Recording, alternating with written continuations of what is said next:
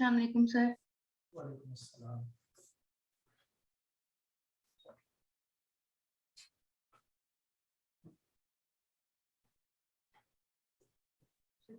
क्या हो रहा है?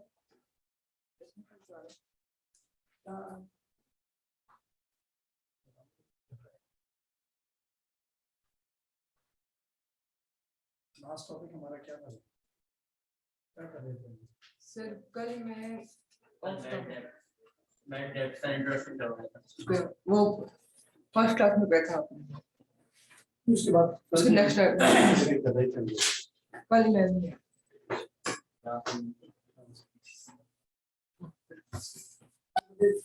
बैड डेट्स के लिए मैंने कल ये बात बताई थी या प्रीवियस लेक्चर में कि डेट्स का बहुत जरूरी है।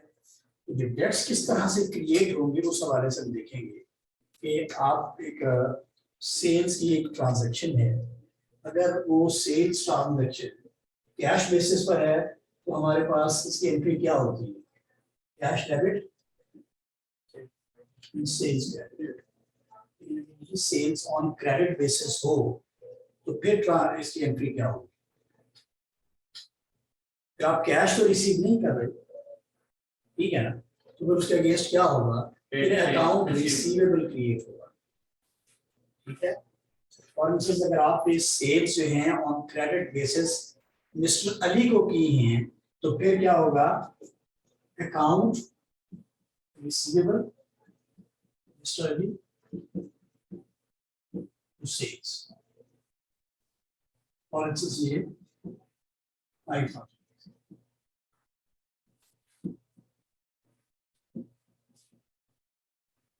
जो कैश बेसिस ट्रांजैक्शन है इसमें तो बैड डेट्स का कोई भी क्वेश्चन ही अराइज नहीं होता क्योंकि उसमें तो आपने पेमेंट्स रिसीव कर ली।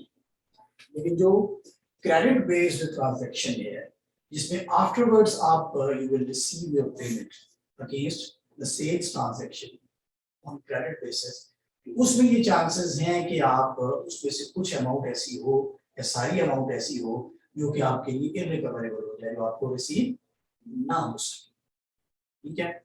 उस अमाउंट को, जो अमाउंट आपको रिसीव नहीं होगी and that is declared as irrecoverable, उसको, उस अमाउंट को हम बैड डेट्स का नाम, बैड डेट्स नहीं कहते, इसको क्या बोलते हैं? डेट्स, DEBT इसमें भी साइलेंट है, बैड डेट्स होते हैं, ठीक है। अब आप देखें कि मिस्टर अली को 5,000 की आपने सेल्स की, तो उसमें फॉर इंस्टेंस अगर वो 4,000 की अमाउंट आपको वापस कर देती है, ठीक है, 1,000 की अमाउंट आपको वापस नहीं करते, that is declared as irrecoverable, तो फिर इसमें कितनी अमाउंट आपकी बैड डेट्स होगी? जी लिजा आप बताएं। सर 1000।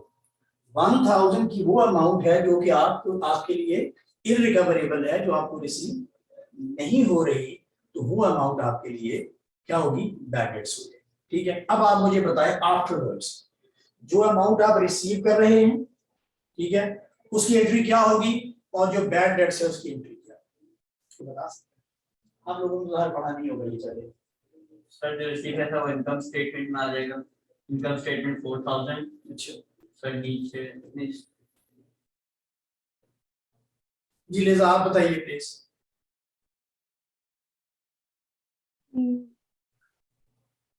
जब आप 4,000 देखिए ना, 5,000 की अमाउंट आफ्टरवर्ड्स आफ्टर 1 मंथ और 2 मंथ्स और 6 months you are going to receive your payment, तो आप क्या कर रहे हैं कि 5,000 में से out of 5,000 you are getting back only 4,000, तो 4,000 में आपको कैश मिल रहा है, ठीक है, या आपको थ्रू बैंक वो अमाउंट मिल रही है। तो जो अमाउंट आप रिसीव कर रहे हैं या बैंक पे रिसीव हो रही है और बिजनेस ये ट्रांजैक्शंस कंडक्ट कर रहा है, तो बिजनेस के लिए वो जो कैश है या बैंक है वो क्या होगा? तो डेबिट होगा ना। इसलिए कि यहाँ देखिए ना कि जब सेल्स हुई थी तो कैश रिसीव हो रहा है, ऐसे ही है, अब भी आपको कैश रिसीव हो रहा है, तो आप क्या करेंगे? कैश डेबिट हो जाएगा कितनी अमाउंट से? 4,000 से। कहाँ से रिसीव हो रहा है? मिस्टर अली से, क्योंकि वो ट्रांजैक्शन तो पहले हो गई, अब मिस्टर अली पे कर रहा है, तो मिस्टर अली से आउट हो रही है पेमेंट, तो मिस्टर अली को क्रेडिट कर दिया जाएगा, मिस्टर अली क्रेडिट कर दिया। अब आप मुझे बताइए जो रिमेनिंग 1000 हैं वो तो आपके बैड डेट्स हो गए, ठीक है। अब उस बैड डेट्स की एंट्री करनी है। सर उसके लिए इररिकवरेबल डेट का अकाउंट बनेगा, टी अकाउंट। जी वो बनेगा, लेकिन first of all we need to generalize that transaction, we have to make an entry. पहले हम एंट्री बनाएंगे, उसके बाद फिर हम उसकी टी अकाउंट्स की करते हैं। या बताइए, आप बताइए, आपने ये पहले पढ़ा हुआ है? जी बताइए। अच्छा, सबसे पहली बात तो ये है कि हम ये उसको सबसे पहले तो उसको एडजस्ट कर लेते हैं, देख लेते हैं कि हमारे लिए बैड डेट्स हैं। जब बैड डेट्स हो जाते हैं तो आपने ये बात जरूर समझ लेनी है इसकी अकाउंटिंग ट्रीटमेंट के हवाले से कि bad debts are treated as an expense for the business. जब भी बैड डेट्स होंगे वो क्या होंगे? Bad debts are treated as expense for the business. और हमने पहले वो पढ़ा था कि एक्सपेंस जो होता है वो डेबिट होता है, ऐसे ही है। तो फिर हम क्या करेंगे? इनरिकवरेबल बैड डेट्स और इनरिकवरेबल, ये न्यू टर्म है बैड डेट्स के लिए बड़े, ठीक है। लेकिन पहले वो मुझे पढ़ाते हुए ये बुक्स में भी आप देखेंगे, उसमें क्या होगा? बैड डेट्स होते हैं, बैड डेट्स और इनरिकवरेबल डेट्स।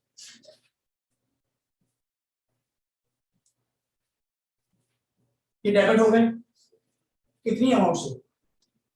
1000। अब आप बताइए बेटे क्रेडिट क्या होगा? क्योंकि जब भी आप एंट्री बनाएंगे उसके टू एस्पेक्ट्स इंडिस्पेंसिबल फैक्टर है उसमें फर्स्ट जो डेबिट है वो तो आपने क्रिएट कर लिया कि बैड डेट्स और इररिकवरेबल डेट्स 1000 है, लेकिन इसका जो क्रेडिट है साइड है वो क्या? 5000। ये बात भी आप समझ लीजिए बेटे कि जितनी अमाउंट से आप डेबिट कर रहे होते हैं ना उतनी ही अमाउंट से आप क्रेडिट करते हैं, ठीक है। देखिए 5000 5000 4000 4000 फिर 1000 है, तो अब क्रेडिट एंट्री भी 1000 से ही होगी। लेकिन सिर्फ ये हमें मालूम करना है कि अब यहाँ पर कौन सा अकाउंट क्रेडिट होगा। सोच के बताइए जी। लिजा आप बताइए प्लीज। सर मिस्टर अली का। मिस्टर अली का अकाउंट क्रेडिट होगा बेटे। देखें मिस्टर अली को आपने डेबिट किया था 5000 से, ठीक हो गया। 4000 उससे रिसीव हो गए, अब उसका अकाउंट तो नील करना है, नील करना है ना हमें। तो डेबिट अगर हमने 5000 से किया था तो क्रेडिट भी उसको 5000 से करेंगे, 4000 से ऑलरेडी क्रेडिट हो गया, ठीक है। बैड डेट्स हमेशा याद रखिएगा, bad debts in respect of account receivable ही होते हैं, ठीक है। तो जब भी बैड डेट्स की एंट्री क्रिएट करेंगे तो बैड डेट्स डेबिट हो जाएंगे, because bad debts are treated as an expense in the accounting system. और क्रेडिट क्या होगा? फिर उसी अकाउंट रिसीवेबल को, अकाउंट रिसीवेबल बिजनेस के लिए करंट एसेट होता है जिससे हमने अमाउंट रिसीव करनी होती है, ठीक है। जब भी इसको हम इंक्रीज करेंगे तो वो डेबिट होंगे क्योंकि इसकी नेचर डेबिट होती है, मैं एसेट क्या बता चुका हूँ ऑलरेडी। और अब अगर हम इसको रिड्यूस करने जा रहे हैं तो फिर हम किसको करेंगे? मिस्टर अली को ही करेंगे और account receivable credit, account receivable mister Ali credit हो जाएगा।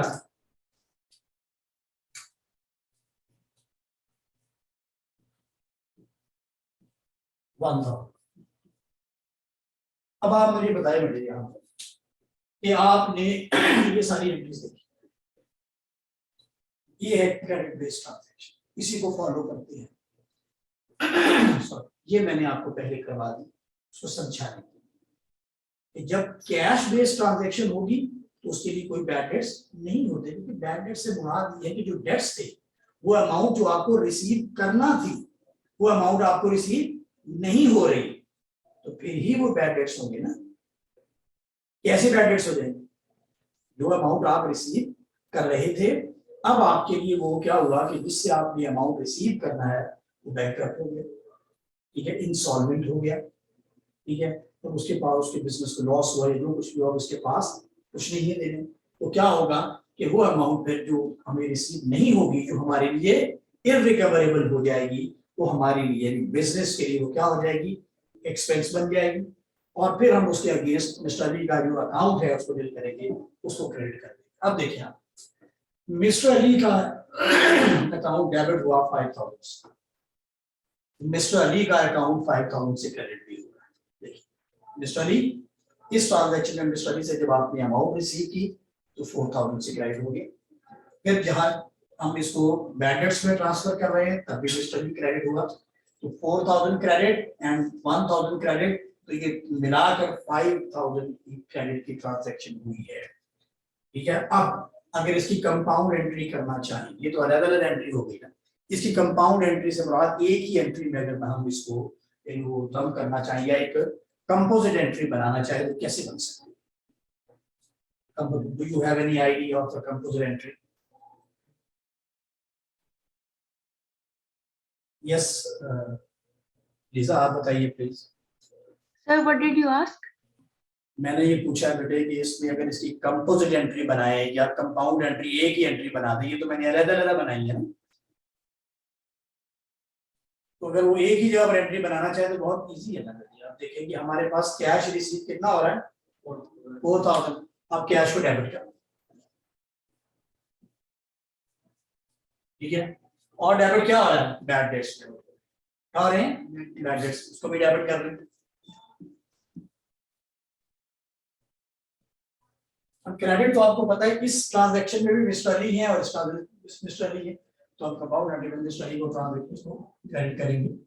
कैश अकाउंट में हमें 4000 रिसीव हो रहा है, बैड डेट्स में 1000 ट्रांसफर हो रहे हैं, और क्रेडिट में देखिए मिस्टर अली को 4000 एंड मिस्टर अली 1000, तो 5000 यहां पर भी। अब देखिए इसका debit and credit amounts are equal, debit में भी क्या है 5000 है, 4000 है, 1000, और क्रेडिट में भी क्या है मिस्टर अली में 5000। ये अब आप बताइए इसके हवाले से, this reference if you want to any ask any question I am here, I will definitely listen the answer to your question. तो ये समझ नहीं आई बेटे, क्योंकि मैं ये चाह रहा हूँ, ये अगर आपके ज़हन में कॉन्सेप्ट, सबसे पहले तो बैड डेट्स का कॉन्सेप्ट बिल्ड होना चाहिए कि बैड डेट्स होते क्या है, फिर हम उसको किस तरीके से, सबसे पहले हमारी क्रेडिट ट्रांजैक्शन हो, ठीक है, उस क्रेडिट ट्रांजैक्शन के बाद फिर हमें पता चलेगा कितनी अमाउंट हमारी इररिकवरेबल है, फिर हम जितनी अमाउंट हमें रिसीव होगी वो डेबिट हो जाएगी कैश अकाउंट में या बैंक अकाउंट में, और जितनी अमाउंट हमारी बैड डेट्स में ट्रांसफर होगी, बैड डेट्स भी चूंकि हमारे एक्सपेंस होते हैं, मैंने बता चुका हूं कि bad debts are treated as an expense in your accounting system, उसको भी डेबिट करेंगे हम, और क्रेडिट क्या करेंगे, वो जिनको जो पहले हमने डेबिट किया था अकाउंट रिसीवर के तौर पर, अब उनका अकाउंट नील हो जाएगा।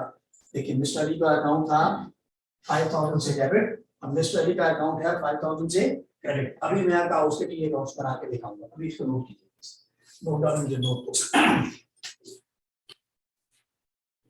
इसको नोट कर लीजिए प्लीज अपनी नोटबुक में।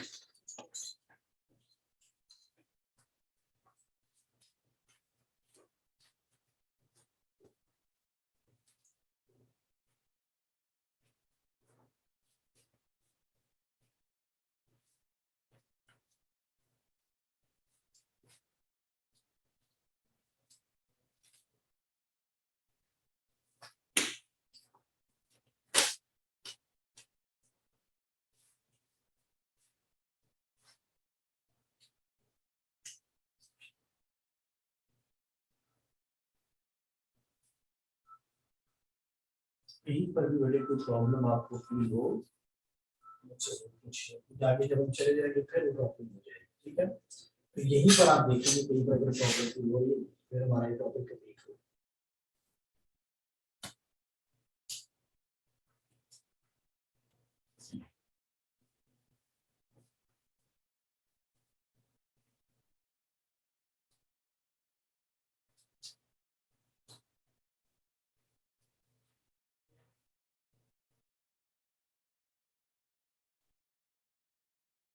आपने कर लिया वीडियो?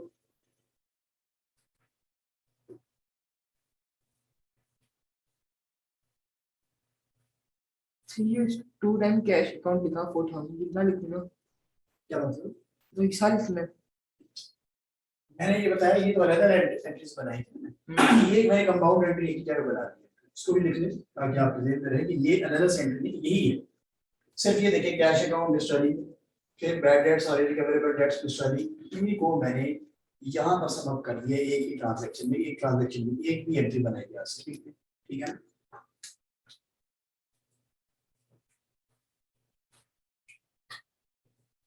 सर जैसे कंपाउंड एंट्री में तो जो क्रेडिट साइड है it's equal to the debit side, ये जी। हमेशा इट शुड बैलेंस या it can Yes, be? yes. नहीं बैलेंस बैलेंस ही होगी बेटे। याद रखें कि जब भी इसकी एंट्री होगी तो इसमें आप डेबिट एंड क्रेडिट हमेशा बैलेंस फॉर्म में होंगे। ये नहीं है कि डेबिट की एंट्री अगर आप करें तो वो 6000 हो जाए और क्रेडिट की एंट्री 5000 हो, ऐसा नहीं होगा। दोनों डेबिट एंड क्रेडिट हमेशा इक्वल होंगे, तो फिर ही आपकी अकाउंटिंग इक्वेशन भी बैलेंस होगी, फिर ही आपका ट्रायल बैलेंस भी बनेगा। ट्रायल बैलेंस में भी यही कुछ होता है कि आपका जो डेबिट कॉलम है और क्रेडिट कॉलम है दोनों इक्वल होते हैं। तो देख लें आप हर ट्रांजैक्शन में, हर एंट्री में आप देखेंगे डेबिट एंड क्रेडिट इक्वल जो मैंने बनाई है। पहली एंट्री जो मैंने बनाई थी वो देख लें आप, अकाउंट रिसीवेबल मिस्टर अली 5000 और सेल्स 5000, वो दोनों ही 5000 से डेबिट एंड क्रेडिट है। फिर मैंने ये कैश रिसीव जो किया 4000 मिस्टर अली 4000 से, वो भी इक्वल है, ये इक्वल है और ये भी इक्वल है। किसी जगह पर ऐसा नहीं होगा, याद रख लीजिए कि डेबिट कुछ और अमाउंट हो और क्रेडिट कुछ और अमाउंट हो। अगर आपका trial balance, if your trial balance does not agree, ठीक है ना, वो एग्री नहीं करता, उनका जो टोटल आ रहा है वो इम्बैलेंस है, बैलेंस नहीं हो रहा, जिसका मतलब है कि वहां पर कोई प्रॉब्लम है। वहां पर हम क्या करते हैं, then we create a suspense account, वो एक टेम्परेरी अकाउंट होता है। Afterwards we will scrutinize the matter and find out the amount that is to be posted to the suspense account to remove that account from your accounting system। हम वो suspense account में से वो amount फिर वो खत्म कर देते हैं। लेकिन अगर पहले हम कोई owing the factor of an error in your accounting system, if your trial balance does not agree, तो फिर हम उसके लिए दोबारा से उसको देखते हैं, उसमें फाइंड आउट करते हैं, उसको मैटर को स्क्रूटिनाइज करते हैं कि कहाँ गलती हुई। अगर हमें कुछ चीज मिल जाए तो फिर उसके अगेंस्ट हम वो जो सस्पेंस अकाउंट हमने टेम्परेरी अकाउंट बनाया होता है उसको फिर हम रिमूव करें। पहले वो टेम्परेरी अकाउंट क्रिएट किया जाता है ताकि वो दोनों अमाउंट इक्वल हो जाए, उसके बाद फिर हम उसको करते हैं। तो यहाँ पर हर जो एंट्री होगी उसका debit and credit impact equal होगा। कोई और चीज इससे से रिलेटेड अगर समझ नहीं आई तो मुझसे पूछ लीजिए। जी बेटे आप बताइए। यस लिजा आप बताइए, कोई प्रॉब्लम? No sir. आगे बढ़े। अब हम इसके टी अकाउंट्स बना रहे हैं, ठीक है। अब देखिएगा कि how we will post these transaction into the T accounts और लेजर अकाउंट्स को बोलते हैं, ठीक है। हम किस तरीके से बनाएंगे और फिर किस तरीके से उन अकाउंट्स को नील भी करेंगे, और कुछ नील नहीं होते वो क्यों नहीं होते, ठीक है। कुछ आगे पोस्ट हो जाते हैं वो किस तरह से। ये अमाउंट लिख लिया आपने? जी सर।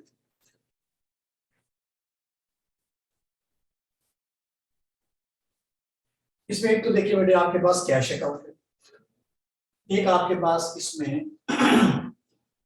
अकाउंट रिसीवेबल है, ठीक है, एक आप इसमें बैड डेट्स अकाउंट है। ये तीनों अकाउंट हम बनाते हैं, ठीक है। तो सबसे पहले आप देखिए कि हम मिस्टर अली का अकाउंट बनाते हैं। Mister Ali,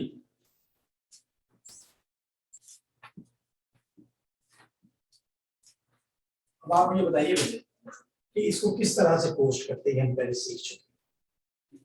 mister Ali debit हो रहा है यहाँ पर 5000 और सेल्स क्रेडिट हो रही है 5000। आप मुझे बताएं कि इस ट्रांजैक्शन को मिस्टर अली में हम किस तरह से पोस्ट करें, आप बताएंगे क्या?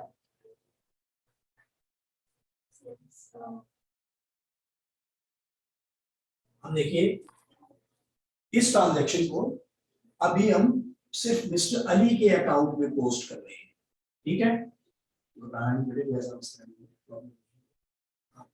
तो यहाँ पे करें, ठीक है। अब देखिए आप मिस्टर अली डेबिट हो रहा है, यहाँ पर क्या हो रहा है, डेबिट हो रहा है। अभी मिस्टर अली को ही बना रहे हैं उसका अकाउंट, तो मिस्टर अली अगर डेबिट हो रहा है तो ये मिस्टर अली की ये टी अकाउंट है, इसकी डेबिट साइड कौन सी साइड है?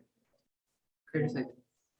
डेबिट साइड इसकी क्रेडिट साइड, डेबिट साइड पूछ रहा हूं। अच्छा नहीं, डेबिट साइड की डेबिट वाला समझे। अच्छा डेबिट साइड कौन सी साइड है इसकी? ये वाले लेफ्ट हैंड साइड हम पहले देख चुके जो हैं।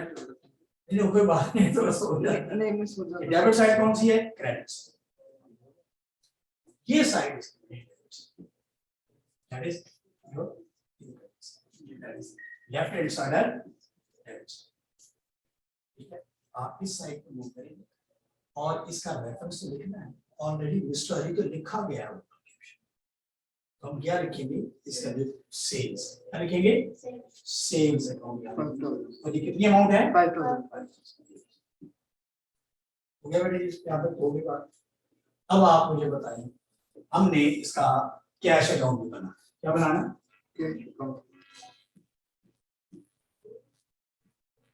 अब देखिए इस ट्रांजैक्शन में कैश अकाउंट डेबिट हो रहा है या क्रेडिट हो रहा है? डेबिट। डेबिट हम कैश अकाउंट में डेबिट साइड मूव करें, ठीक है। और क्या लिखेंगे आप? पहले लिखेंगे मिस्टर अली 5,000। मिस्टर अली लिखेंगे, क्योंकि मिस्टर अली से रिसीव किया। ये बढ़िया लिखिए। 4,000 लिया। तो यहाँ पर क्या लिखेंगे हम? मिस्टर अली 4,000। ठीक हो गया। अब इसके अलावा एक और अकाउंट हमारे पास है जो हमने बनाना है, वो क्या है? Bad debts. सेल्स अकाउंट नहीं अगर वो पूछेंगे तो भी बना लेंगे, ठीक है ना।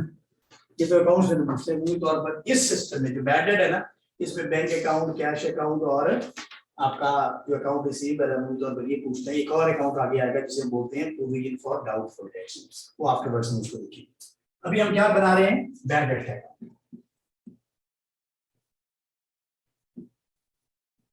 अब आप मुझे बताएं कि जो हमने बैड डेट्स का बनाया था, ट्रांजैक्शन हमारे सामने थी, क्या थी? आपने लिखी हुई है, उसको देखिए। बैड डेट्स उसमें डेबिट हो रहा है या क्रेडिट हो रहा है? डेबिट हो रहा है। इसकी भी डेबिट साइड पे मूव करेंगे। तो डेबिट साइड पे मूव करके उसका रेफरेंस क्या लिखेंगे? कैश। एंट्री चेक करेंगे। बैड डेट्स की एंट्री किस पे बनी हुई है? मिस्टर अली में बनी हुई है। यस। मिस्टर अली ये कितनी है? 1,000। अब इसमें 3 अकाउंट्स है बेटे आपके पास। एक है मिस्टर अली, एक है आपका कैश अकाउंट और एक है आपका बैड डेबिट्स। अब इन तीनों को हमने देखना ये है कि ये अकाउंट्स की नेचर क्या है। याद रखिए ये जो बैड डेट्स है, मैंने पहले बताया कि bad debt is an expense for the business, ठीक है। अब जो एक्सपेंस होता है ना, याद रखिए वो एक्सपेंस जो है वो आगे ट्रांसफर हो जाता है टू द इनकम स्टेटमेंट। इन्होंने आगे इनका बैलेंस कैरी डाउन नहीं होता, बैलेंस कैरी फॉरवर्ड नहीं होता। इन्होंने जितने भी एक्सपेंसेस होंगे या जितनी भी इनकम्स होंगी वो they will be posted to the they will be transferred to the income statement, क्योंकि income statement is a comparison of expenses and incomes। तो जितनी भी इनकम होंगी और जितनी भी एक्सपेंसेस होंगे वो कहाँ ट्रांसफर हो जाते हैं? लेकिन ये जो 2 अकाउंट है, कैश अकाउंट और मिस्टर अली, ये लिजा ये क्या इन अकाउंट्स की नेचर क्या है? सर नेचर से मतलब? जैसे मुराद ये है कि ये रेवेन्यू नेचर के अकाउंट हैं या ये कैपिटल नेचर के अकाउंट्स हैं, क्योंकि all the revenue nature accounts are to be posted to the income statement. क्या कैश अकाउंट या मिस्टर अली इनके अकाउंट्स हम इनकम स्टेटमेंट में ट्रांसफर करते हैं?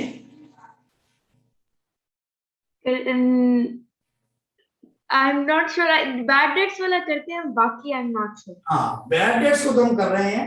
याद रखिए बेटे कैश अकाउंट भी करंट एसेट है और मिस्टर अली जो डेटर जो अकाउंट रिसीवेबल होते हैं वो भी आपके क्या होते हैं?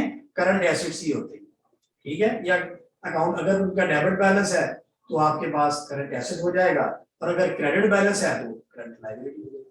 लेकिन ये दोनों ही इनकम स्टेटमेंट में रिपोर्ट नहीं होते, ठीक है। इसकी ये नहीं बताने की मकसूद एक रीजन क्या है कि मैंने अभी आपको बताया कि बैड डेट को अब हम ट्रांसफर करेंगे कहां पर? इनकम स्टेटमेंट, क्लोज कर देंगे, ठीक है। अब मैं बैड डेट्स को जब क्लोज करूंगा तो क्लोज करने से क्या मुराद होती है? What do you mean by closing any account? उसको रिमूव करना। क्लोज का मतलब उसको उस अकाउंट को हमने बंद करना है। अगर ये डेबिट है तो मैं क्रेडिट कर दूंगा इसको। क्या कर दूंगा? क्रेडिट कर दूंगा। ठीक है, अब एक नई एंट्री हो रही है कि मैं बैड डेट्स को, क्योंकि ये एक्सपेंस है इसलिए मैं अब इसको क्या कर रहा हूं, क्लोज कर रहा हूं। जब क्लोज कर रहा हूं तो चूंकि ये डेबिट है ना, अब मैं इसको क्या करूंगा, क्रेडिट करूंगा। बैड डेट्स तो क्रेडिट हो गए, डेबिट क्या हो, अभी बताया था कि मैं इसको इनकम स्टेटमेंट में क्लोज कर रहा हूं। इसमें कर रहा हूं इनकम स्टेटमेंट। तो आपने क्या करना है बेटे, इसकी एंट्री बना देनी है income statement debit and bad debts credit. ठीक है, 1000। ठीक हो गया। अब देखिए जरा, इस जो ये एंट्री है, ये जो मैंने अब बनाई है, इसमें बैड डेट्स क्रेडिट हो रहे हैं। क्या हो रहे हैं? तो मैं बैड डेट्स की क्रेडिट साइड पे मूव करूंगा और रेफरेंस क्या लिखूंगा? Income statement.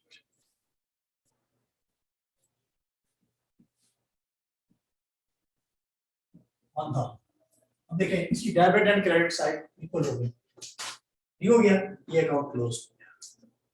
अब इसको आप टोटल करें 1000, इसको टोटल कर ले 1000, ये अकाउंट क्लोज हो गया। इसका बैलेंस कैरी डाउन नहीं होगा, अभी इसका बताऊंगा। ये देखिए बेटे, मिस्टर अली क्या है, 5000 से ये डेबिट हुआ पहले। अब जो इसके अलावा एंट्री हमने बनाई, दो एंट्री थी, एक तो कैश के हवाले से थी और एक बैक। आप देखें कि जब ये हमने बनाई थी एंट्री तो हमने क्या किया, कैश डेबिट किया था और मिस्टर अली को क्रेडिट किया था। देखिए किया था, तो मिस्टर अली क्रेडिट हो रहा है, मिस्टर अली दूसरी ट्रांजेक्शन में क्रेडिट हो रहा है। हम मिस्टर अली की क्रेडिट साइड पे जाएंगे और क्या लिखेंगे, कैश अकाउंट। कितने अमाउंट से? 4000। एक और एंट्री में मिस्टर अली क्रेडिट हो रहा है बैड डेट्स में। ठीक है, तो वहां पर भी वो क्रेडिट हो रहा है, तो वहां पर क्रेडिट साइड पे जाएंगे, क्या लिखेंगे, रेफरेंस क्या लिखेंगे, बैड डेट्स। क्या लिखेंगे, बैड डेट्स।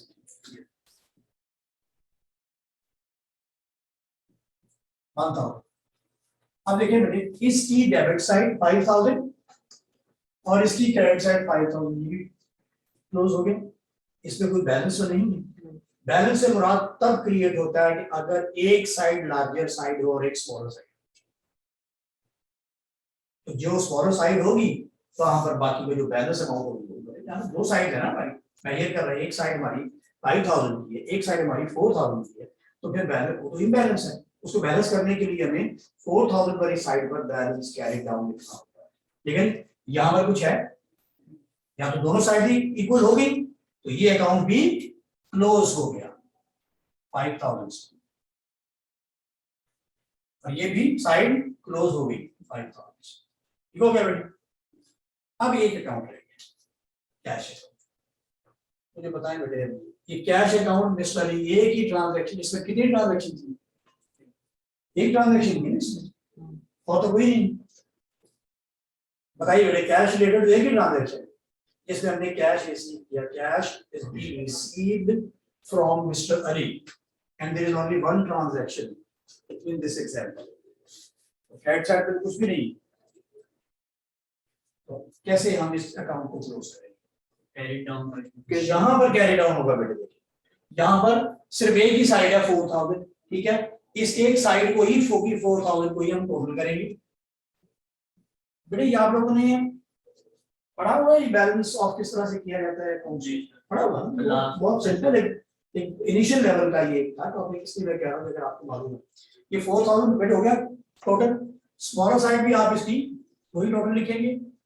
अब यहां पर क्या लिखेंगे, अरे हम बैलेंस हमारा इस साइड को हमें बैलेंस करना इसके साथ, इधर तो कोई अमाउंट नहीं लिखी है, हम क्या लिखेंगे, बैलेंस कैरिड डाउन।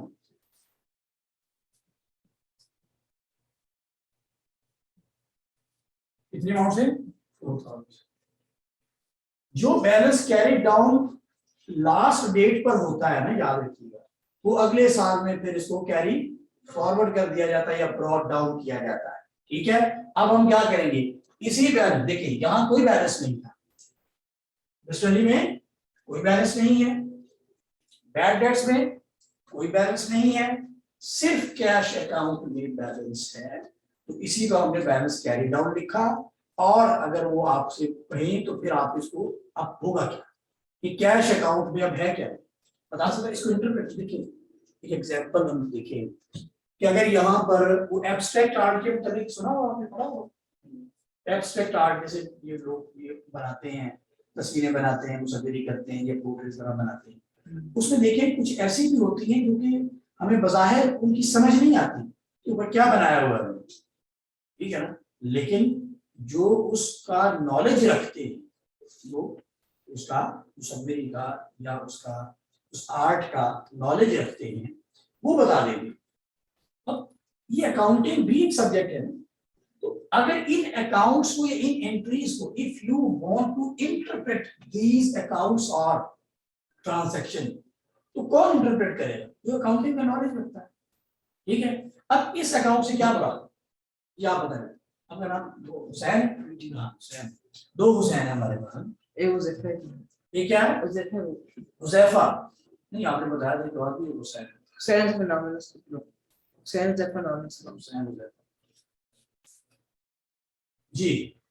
हुसैन आप बताइए, ये जो कैश अकाउंट, अगर हम इसको इंटरप्रेट करना चाहेंगे, इसको एक्सप्लेन करना चाहेंगे, तो क्या मतलब है इसका? मतलब ये है कि हमारे पास कैश अकाउंट में 4000 पड़े हुए, 4000 पड़ी, ऐसे ही ना, मैं रिसीव की है हमारे पास, इसमें तो कुछ भी नहीं, और इस अकाउंट में भी कुछ नहीं। तो वो अपने शुरू में देखा था कि हमने मिस्टर अली से 5000 रिसीव करना थे, वो हमने इस ट्रांसफर कर ली, 4000 रिसीव कर ली, and remaining 1000 that was irrecoverable for us, so that is why we put that figure into the bad debts account और इसको क्लोज कर दिया। तो देखिए अब कोई अमाउंट भी रिसीवेबल इधर नहीं रहेगी। यहाँ पर ये बैलेंस कैरी डाउन से बता दें कि इतना बैलेंस है हमारे पास इन दिस अकाउंट, मतलब दोनों खाली इसमें है, सिर्फ इसमें है, इसलिए बैलेंस कैरी डाउन लिखा है। तो अगर मैं इसको अगले साल में लेके जाऊंगा बेटे, तो ये देखिए इसका बैलेंस है क्या, नहीं इसकी नीचे क्या है, ये डेबिट है या क्रेडिट है, अभी नेक्स्ट डेबिट हो जाएगा, डेबिट हो जाएगा, लेकिन अभी भी डेबिट है, इसकी नीचे डेबिट, क्यों कि लार्जर साइड डेबिट है बेटे। अगर मैं एक मैथमेटिक्स का क्वेश्चन पूछूं आप लोगों से, -15 + 8, -15 + 8 आंसर क्या होगा,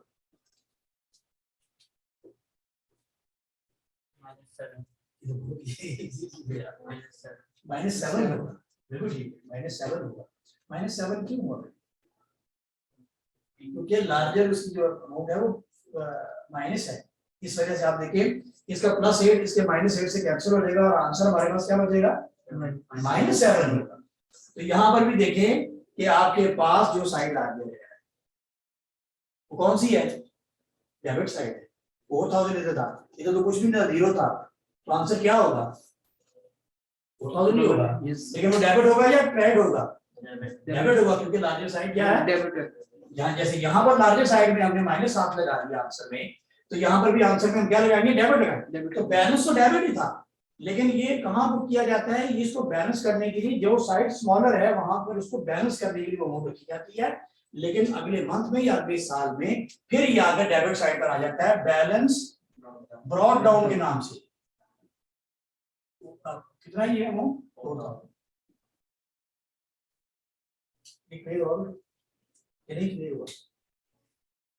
नहीं वो बात भी, लेकिन ये जिसकी हुई क्यों नहीं हुई, ये निकली हुई, देखिए सर 4000 आपका बैलेंस था कैरी डाउन, इसको जब हम अगला साल स्टार्ट करने लगेंगे तो हमारे पास कैश बॉक्स है, फॉर एग्जांपल ये कैश बॉक्स है, इसमें 4000 पड़े हुए हैं ना हमारे पास, तो इसी से हम अपना नया साल स्टार्ट कर रहे हैं।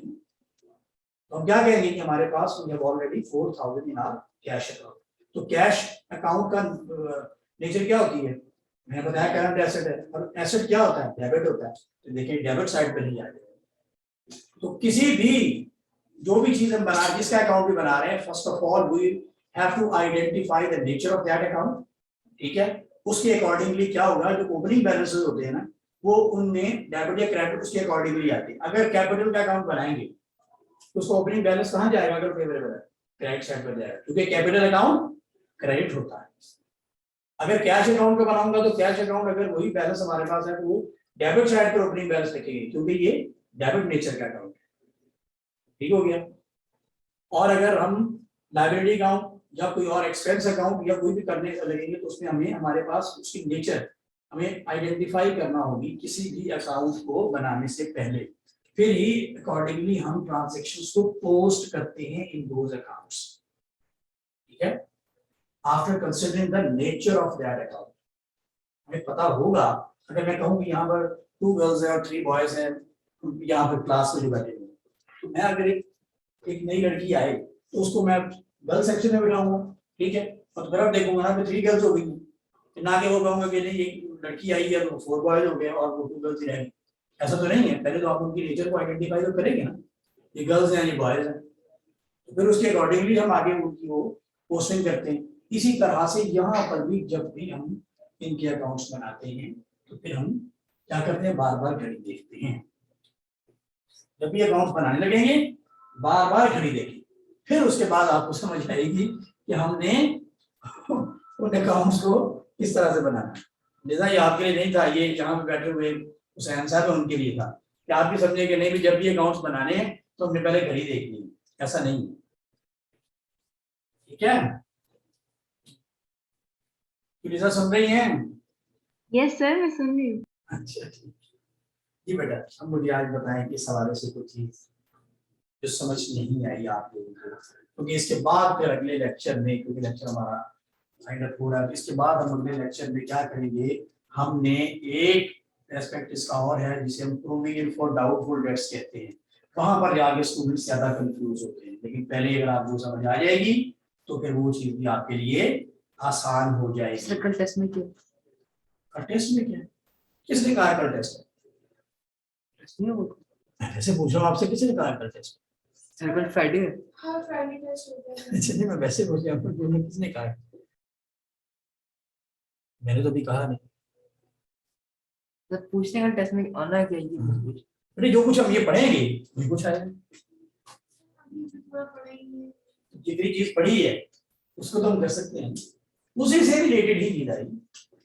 ठीक है, यहाँ पर बैठ के हम थोड़े से एमसीक्यूज या इस हवाले से चीजें मैं पूछूंगा आपसे, ये थोड़ी सी एग्जांपल दे दूंगा। जैसे ये अकाउंट्स बनाए हैं ये वाले, ये थोड़ा एग्जांपल ही बनाए हैं। एक ट्रांजैक्शन होगी, उस ट्रांजैक्शन के बाद आप उसके अकाउंट्स बनाते हैं, ये अकाउंट्स बनाते हैं। ठीक है, मुश्किल तो नहीं, आपके लिए मुश्किल लग रहा है मुझे। अभी आपने मेरा ख्याल कम पढ़ा है इसको, ये पढ़ा ही नहीं आपने? पढ़ा है, अब क्लियर हुआ है कि नहीं हुआ? ठीक है जी, बढ़िया, बताइए आप निज़ार बताइए, आपको तो पहले से कुछ चीजें क्लियर होंगी। जी सर, मैंने पढ़ा हुआ लेकिन मैं भूल जाती हूँ बार बार डिफरेंट चीजें, तो that's- अब समझ आई है कि नहीं आई ये चीज? सर आ गई। इसके बाद हमारा जो हम अगला टॉपिक करेंगे वो हमारा टॉपिक होगा इसी यानी बैड डेट्स और इनरिकवरेबल डेट्स में हम प्रोविजन फॉर डाउटफुल डेट्स को पढ़ेंगे। मैं थोड़ा सा इंट्रोडक्शन करवा देता हूँ उसका, ताकि कल हम जब उसको स्टार्ट कर रहे हैं तो आपको पता हो उसके बारे में। ठीक है, अब जैसे यहाँ देखें बेटे, आपने एक ट्रांजैक्शन की, ठीक है, इस तरह कई ट्रांजैक्शन हो सकती हैं आपके सिस्टम में।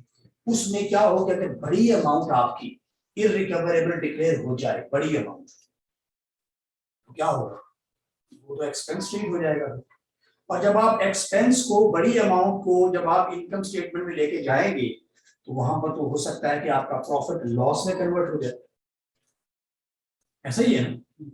तो फिर अगर आपका प्रॉफिट लॉस में कन्वर्ट हो जाए तो आपके बिजनेस की परफॉर्मेंस अच्छी नहीं जा रही। ठीक है, ये मैं पहले बता चुका हूं कि 2 तरह की फाइनेंशियल स्टेटमेंट्स आप पढ़ रहे हैं अपने सिस्टम में, एक है इनकम स्टेटमेंट, दूसरी है स्टेटमेंट ऑफ फाइनेंशियल पोजीशन, जैसे आप बैलेंस शीट का नाम देते हैं, ऐसे ही है। अब आप देखें कि जो बैलेंस शीट है, बैलेंस शीट आपके बिजनेस की फाइनेंशियल हेल्थ को रिफ्लेक्ट करती है कि आपका बिजनेस कहां स्टैंड करता है। जैसे आप कहें कि किसी भी इंसान की अगर उसकी फिजिकल हेल्थ है, अगर उसको हमने मेजर करना हो या उसको अंडरस्टैंड करना हो तो उसके भी टेस्ट करवाए जाते हैं।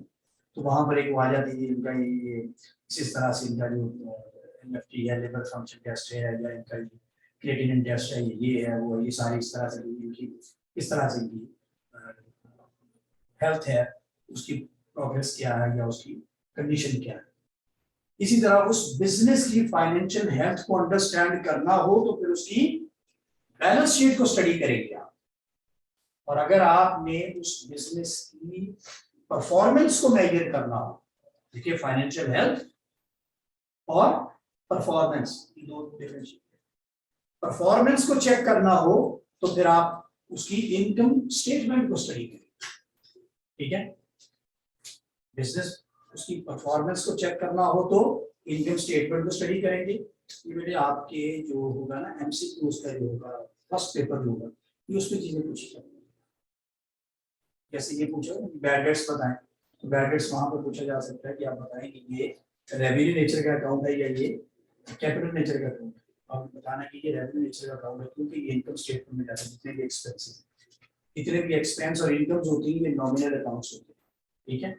और नॉमिनल अकाउंट्स को हम कहाँ पोस्ट कर देते हैं, ये हुआ।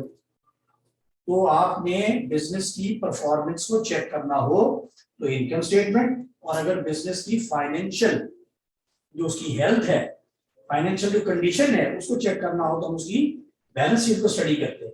तो अगर आपने ये बहुत बड़ी अमाउंट आपकी बैड डेट्स में हो गई, डिक्लेयर हो गई, तो फिर इसका मतलब है उसको तो हमें एक्सपेंस पे चार्ज करना होगा। और जब हम एक्सपेंस में चार्ज करेंगे तो अब हमारे एक्सपेंस की अमाउंट बढ़ जाएगी, इनकम्स हमारी कम होंगी, तो फिर इनकम्स माइनस एक्सपेंसेस हमारा प्रॉफिट होता है। तो अगर एक्सपेंस की अमाउंट इनकम से बढ़ गई तो हमारा लॉस हो जाएगा। तो इस कंडीशन से बचने के लिए, क्योंकि अगर हमारे बिजनेस की परफॉर्मेंस अच्छी नहीं है तो इन्वेस्टर्स हमारे बिजनेस की तरफ नहीं आएंगे। हमारे बिजनेस की परफॉर्मेंस अच्छी नहीं है तो हमारी वर्किंग्स जो है वो खराब शो हो जाएंगी, ठीक है। हम बैंक से लोन सैंक्शन नहीं करवा सकते, समझ आइए आपको। तो इस वजह से इस कंडीशन से बचने के लिए फिर हम क्या करते हैं कि ये जो बैड डेट्स हो रहे हैं इसके लिए हम पहले से एक रिजर्व क्रिएट करेंगे। क्या करेंगे, रिजर्व क्रिएट करेंगे। वो रिजर्व कहां से क्रिएट होता है, reserve will be created from the profit of the business. हम प्रॉफिट ऑफ द बिजनेस से करेंगे, इनकम स्टेटमेंट से उसको हम सेट असाइड करेंगे उस अमाउंट को। वो होती है प्रोविजन। प्रोविजन का मतलब ये है reserve, provision for doubtful debts, यानी हमें पता नहीं है कि हमारे बिजनेस में कितनी अमाउंट बैड डेट्स हो जाएगी, तो हम ऑलरेडी, लेकिन डाउट तो होता है, तो हम क्या करेंगे, प्रीवियस एक्सपीरियंस से देखेंगे कि हर साल इतनी अमाउंट हमारी बैड डेट्स में कन्वर्ट होती है, तो उसको हम थोड़ा सा एस्टिमेट करके तो फिर हम कहेंगे नहीं हमारे डेट्स की 4% के 5% अमाउंट जो है वो बैड डेट्स में कन्वर्ट होती है, तो हम उसकी प्रोविजन क्रिएट करेंगे। क्या करेंगे, ऑलरेडी प्रोविजन, फिर बैड डेट्स नहीं, फिर वो उस प्रोविजन से डील करेंगे अपने बिजनेस को। तो वो उस कंडीशन से